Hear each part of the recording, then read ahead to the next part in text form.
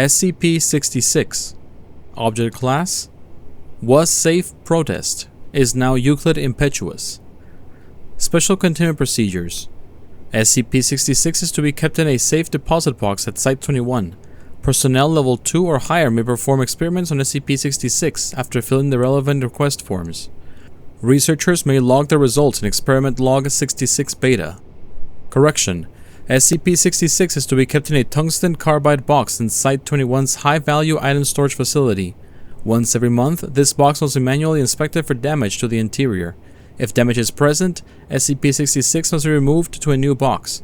This task is performed via a robotic arm capable of performing the task in under 3 seconds.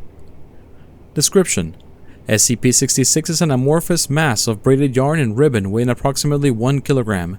Strands of SCP-66 may be taken individually and manipulated.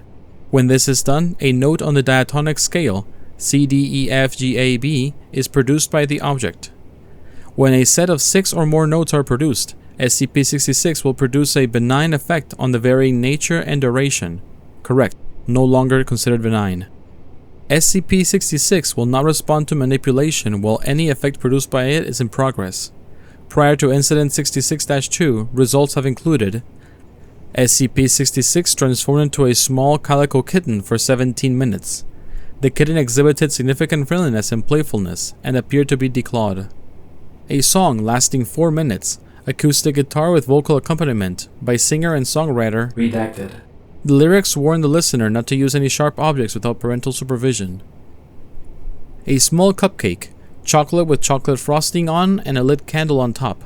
Notably, the tones produced prior to this effect corresponded to the opening notes of Happy Birthday. SCP-66 became responsive after said cupcake was consumed. Incident 66-2. On April 18, 2008, D-66-4437 was instructed to use a pair of scissors to remove a portion of SCP-66 for testing.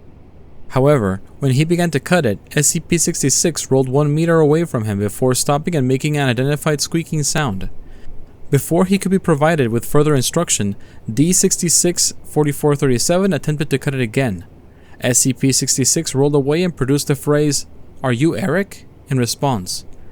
After D-66-4437 replied in the negative, SCP-66 morphed into its present form state and began emitting a loud, dissonant staccato notes until D-66-4437 was escorted from the room. After Incident 66-2, SCP-66 began to exhibit behavior highly inconsistent with its previous properties.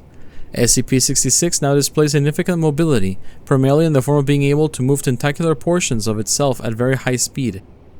While SCP-66 is either unable or unwilling to use its ability for transportation, it will occasionally attempt to damage its containment by rubbing its strands against the side of the box, gradually wearing it down. This process appears to be unusually effective for the materials in consideration.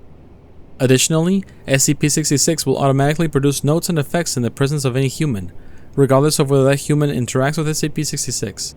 This process takes a minimum of 6 seconds. In the aftermath of Incident 66-2, effects produced by SCP-66 have included: a single bee was released near the containment, stinging D-4436 before flying away.